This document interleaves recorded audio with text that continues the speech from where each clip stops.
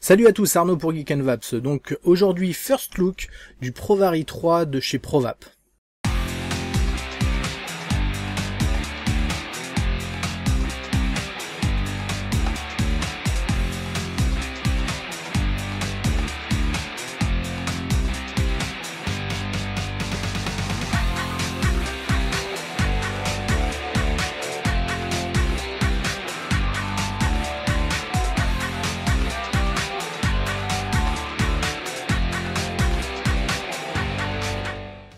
Alors oui, aujourd'hui on va faire un first look sur le ProVari 3. Pourquoi? Parce que c'est une version bêta.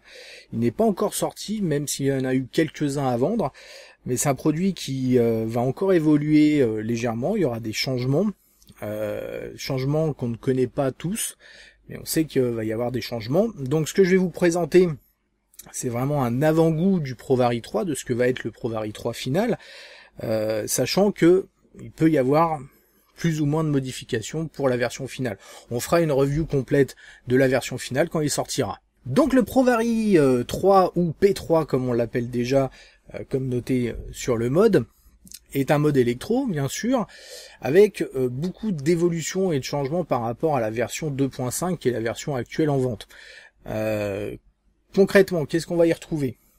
On va y retrouver donc un voltage variable, ou tension variable, un wattage variable, ce coup-ci, ou puissance variable. Donc très bonne chose cet ajout de la puissance variable. C'est vrai que pour beaucoup de personnes maintenant, c'est devenu vraiment quelque chose de quasi obligatoire.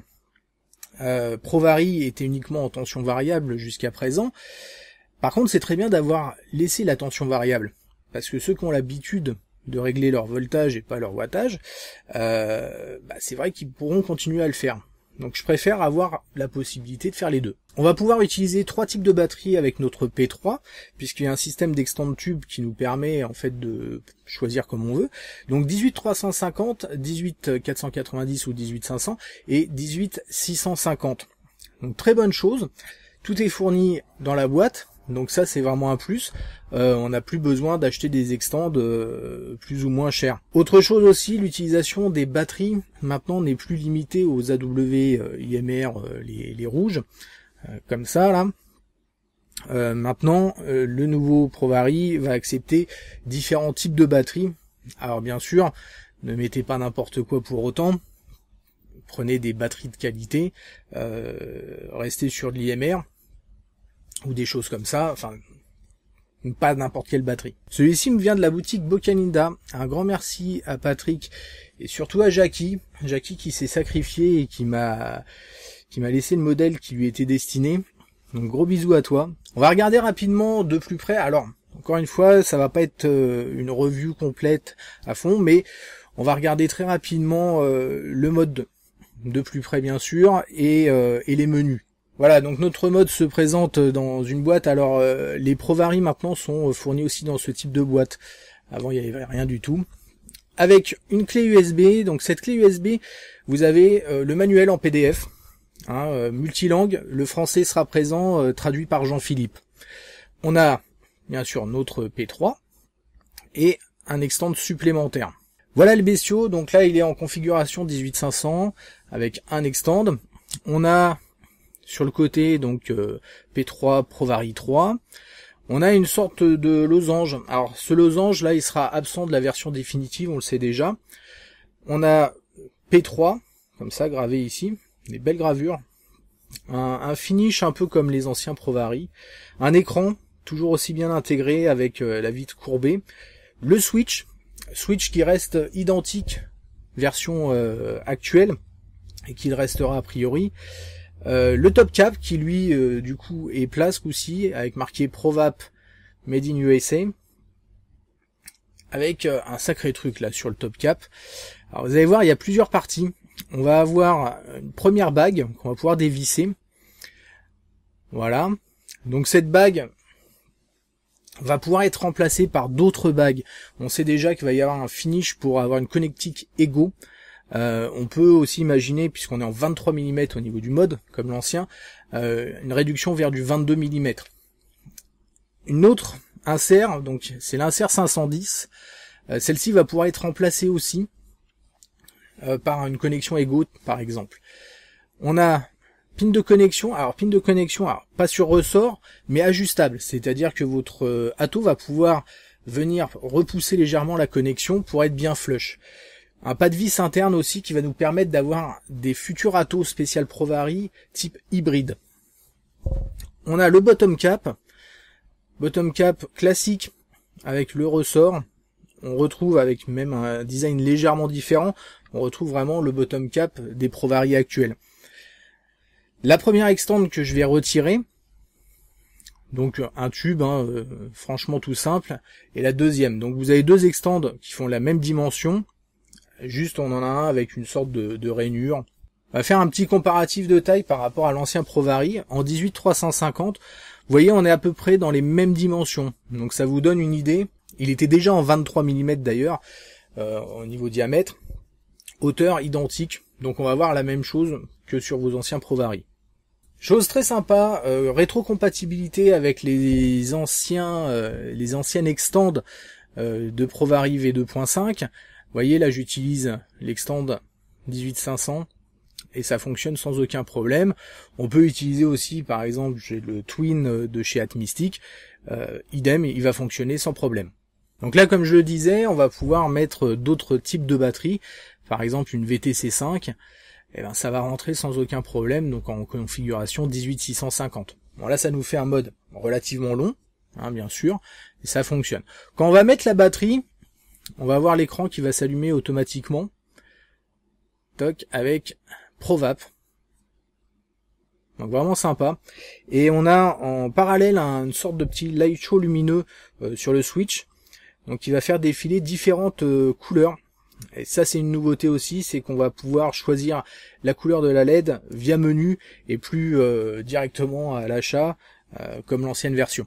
Donc rapide coup d'œil sur notre écran, donc nouvel écran, on est sur un écran OLED et plus sur les fameux chiffres, donc c'est une vraie évolution de la part de ProVap, très très bonne chose. Et alors donc chose excellente, c'est qu'on va avoir vraiment toutes les informations de base directement à l'écran, à savoir votre réglage en watts ou en volts, le pourcentage restant de votre batterie, vos ohms, et éventuellement, on verra si vous avez activé la fonction boost, elle sera également affichée. Pour rentrer dans le menu, c'est 4 clics, et c'est plus 5. Et alors là, on a un défilement.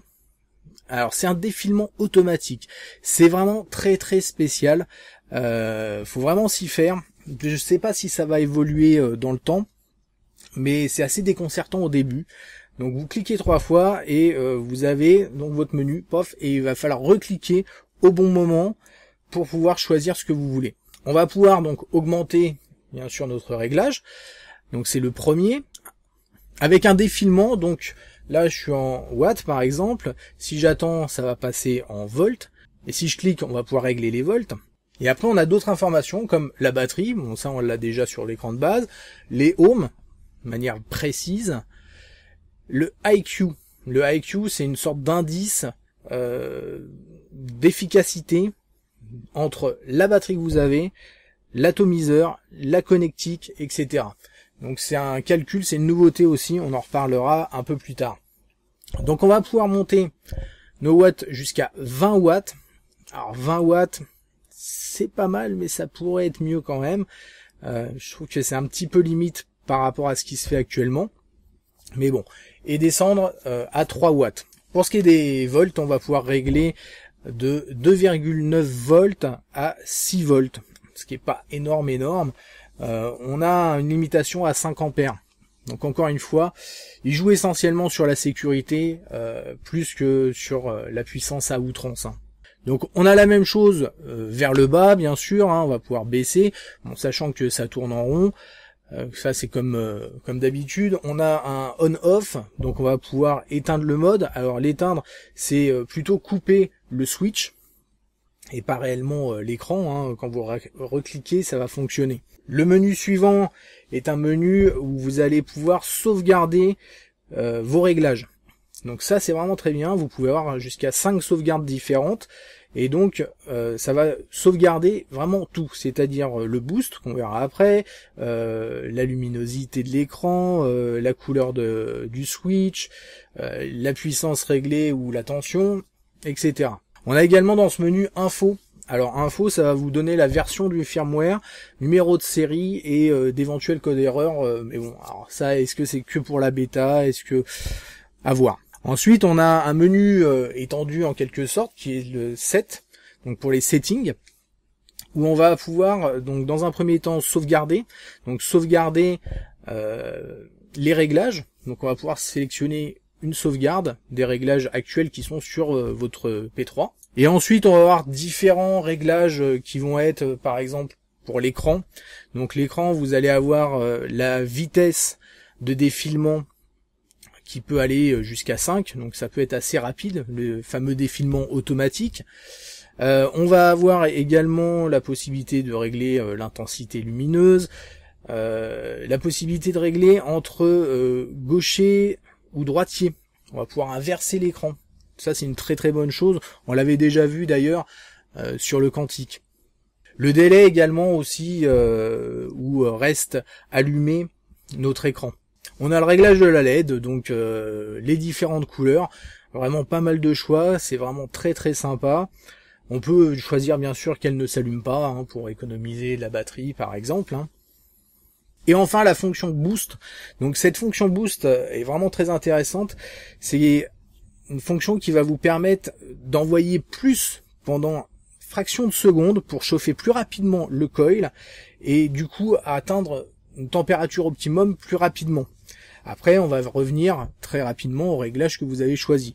Donc c'est de l'ordre de alors c'est de mémoire, je crois qu'on est à un quart de seconde, une demi-seconde, trois quarts de seconde, une seconde. Vous voyez, pour les 5 différents réglages que vous avez.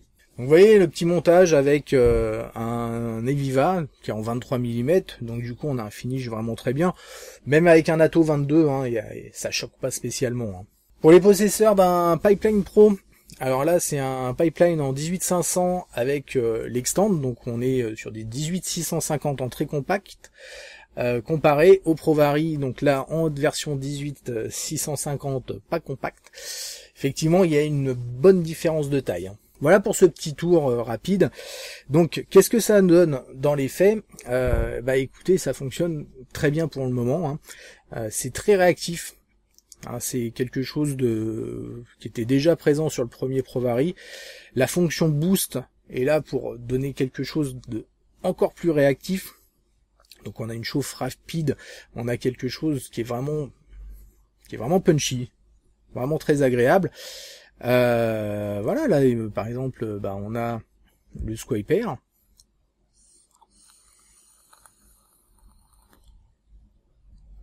Ça marche vraiment très très bien.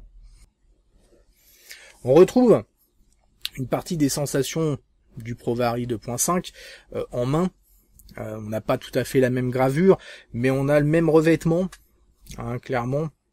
Donc on n'est pas dépaysé, on a le même switch, donc pareil. Tout ça c'est sans savoir comment sera exactement la version finale. A priori d'un point de vue esthétique, ça sera ça sans les losanges. Hein. Les losanges seront uniquement sur la version bêta, sans les losanges pour la version définitive, mais sinon on va être sur ce type-là. Les modifications les plus flagrantes, a priori, seront d'un point de vue électronique. Alors, qu'est-ce qu'on va avoir? Je ne sais pas. Est-ce que ils vont pousser un peu plus? Est-ce que on a eu quelque chose de bridé un petit peu pour voir un peu le ressenti? J'en sais rien. Ou est-ce que ça va être amélioration au niveau navigation? Moi, par exemple, en termes de navigation, j'aurais aimé, au lieu d'avoir un défilement automatique, pouvoir choisir et éventuellement le débrayer pour pouvoir le faire au clic, et le fait que je ne clique plus fasse que je rentre dans le menu. Tout bête. Là, ce défilement automatique, faut vraiment s'y faire. Une fois qu'on s'y fait, c'est pas gênant, mais c'est vrai que d'un premier abord, c'est vraiment déconcertant. Pareil, un petit peu plus compact, ça aurait été pas mal. Bon, on est sur quelque chose de similaire au 2.5. C'est vrai qu'il y a des choses maintenant qui se font, on cherche des choses plus compactes. Pourquoi pas? Le système d'extend, c'est pas mal. J'aurais aimé, malgré tout, avoir 2 tubes, ok, mais un tube pour la version 18-500 et un autre tube plus long en 18-650. Au lieu d'avoir 2 tubes différents, de la même taille et mettre 2 tubes à la suite, esthétiquement, j'aurais préféré. Mais bon, ça reste de l'esthétisme.